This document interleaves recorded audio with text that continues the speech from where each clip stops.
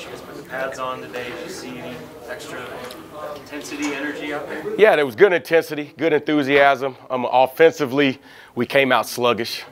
And sometimes when you put the pads on and you put thigh pads and knee pads, sometimes offensively you have that mentality, I'm putting more weight on. And we didn't come out and we didn't attack the day. We didn't attack. The defense came out, they attacked. We started too slow. And I tell the guys all the time, you know, if we start that way in a game, we're down 14-0. In this league, the schedule we play, we've got to, when we step on that field, we've got to attack and be ready to go. And we really weren't early on in practice. Feel like it got better as the day went on? A little bit. You know, we threw a new install at the guys, and so they're kind of swimming a little bit today. You know, you can kind of tell who really took it to heart to learn the new installs and who didn't. And so we've got to go back, watch the film, and really see what we need to improve on. And you know, it's about the details. And, you know, the defense, they're throwing different things at us. They're changing up their defenses and so forth. So that's going to change what we do. And so we got to watch the film and just get better each practice. It's hard. Like, who are the people that are like, yeah, they're on the ball today? Yeah, Stan did a great job. You know, he's a pro. He's a pro. You can tell that it means something to him, that he wants to go out having a good season and helping Nebraska do something special. And so, you know, he was one guy that stood out. But other than that, you know, just collectively as a group, we just weren't on it. We just weren't on it. And that's we're a team. We're an offensive unit, and everybody has to be on the same page. You know, if the offensive line knows what they're doing, but the receivers don't, then this offense is not going to go. So everybody has to be on the same page. And like I said, no excuses, but we did install quite a bit. And so a lot of guys' heads were swimming, but we expect a better practice on Saturday. How do you coach mindset? Like, how do you coach preparation and mindset? Well, I tell the guys that treat every practice like a game. And I know everybody gets fired up when they play a game. You know, you wake up, get out of bed with a little pep in your step. You eat with a little pep in the step, with a little excitement, knowing that you're going to go play a game. And so they got to treat practice like it's a game. And when they step on that field, it's game day. And the same mentality, the same focus. And I told them sometimes it's hard. It's March, you know, it's the third practice. It's a Thursday. But you got to treat it like it's September 3rd or 4th, and we're playing Akron, and we're in Memorial Stadium. That's the same mentality you got to have, and I think those guys will, you know, learn from today, and we'll be better. What's your role as an offensive coordinator within this system? Because Scott obviously is an offensive guy. He calls the plays. Coach Verduzco coaches the quarterbacks. In a lot of systems, that offensive coordinator either does one or the other.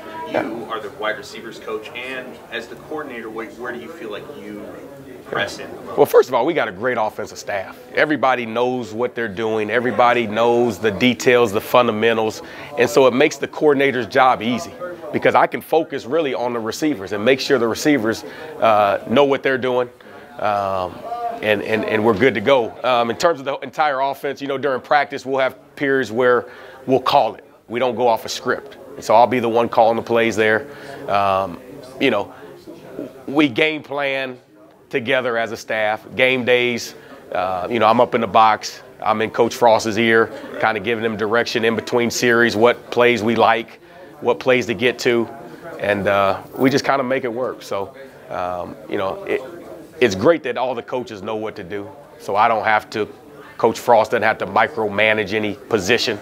We all know the expectations, we all know the standards, we all know the fundamentals, and so we make it work. How different is this offense from UCF and now Nebraska, and maybe what you coached in before? Because you've kind of had a wide variety of offenses that you've coached in and played in. Best offense I've been around. Wow. And that's from Indianapolis Colts to Arizona Cardinals, Minnesota, because you can do so much out of this offense. And you can put guys in different situations, different positions to be successful. You can get creative. As long as you understand the base, then you can do so many things out of it. And we've got a great staff. You know, coaches that really think outside the box. And so every game, it's a new game plan, and we're coming up with creative ways to be successful. And you know, it's just not only the best offensive system I've been a part of, but best offensive staff I've been a part of. No egos.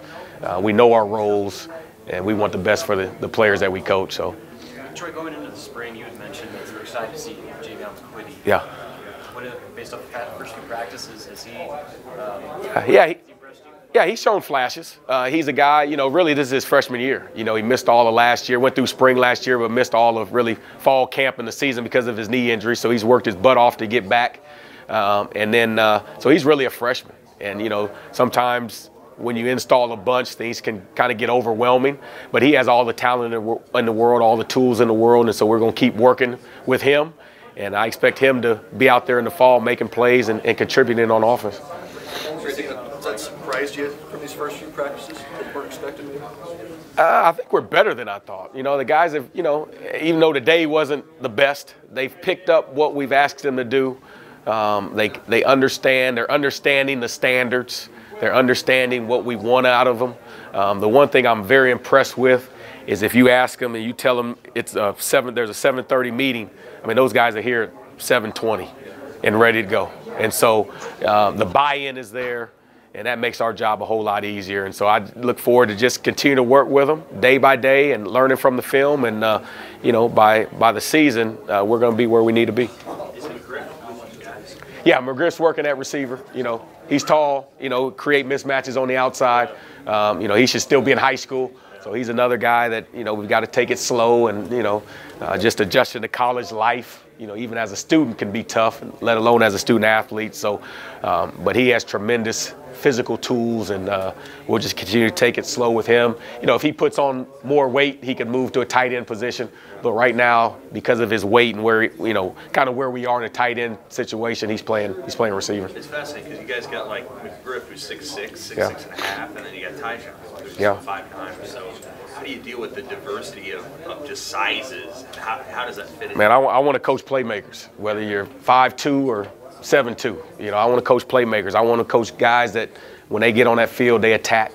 When you get the ball in their hands, they can make plays. And, each guy has different strengths. McGriff's strengths are going to be go up for the ball with his size. Tyjon's quick, fast, explosive in and out of his breaks. So we're going to utilize those guys in the best position and the best way to make plays. But we recruit guys in this offense that are versatile, that can do multiple things. And you'll see Tyjon in the backfield. You'll see him out wide. You'll see him all over the place because he's a special kid. He has special talent. I'm very impressed with what he can do. You like him? I love him. Love what he can do, man. And he's a competitor. When he steps on the field, it matters to him. And he's going to fit very well in this offense. Time for one more. How's the offensive line taken to the tempo of practice? Yeah, they're getting used to it. Coach Austin's one of the best offensive line coaches in the game. And so he's preparing them mentally and physically. That's an adjustment that they have to get used to, the tempo. But everything starts up front. And I don't care how well your quarterback is, how well your receivers are. If you don't dominate up front, you don't have an offense. And so those guys are doing a good job of grasping everything, and they go against a good defensive scheme. I mean, our defense, they're not going to see that in terms of scheme-wise in this conference because our defense does a lot of different things. They attack, they're multiple, and so the reps that our offensive line is getting against our defense is valuable, and I think it's going to carry on to the season. Have you seen anything from that group in particular over these first couple of days that maybe you weren't expecting to see? Offensive line? Yeah. I think we have depth.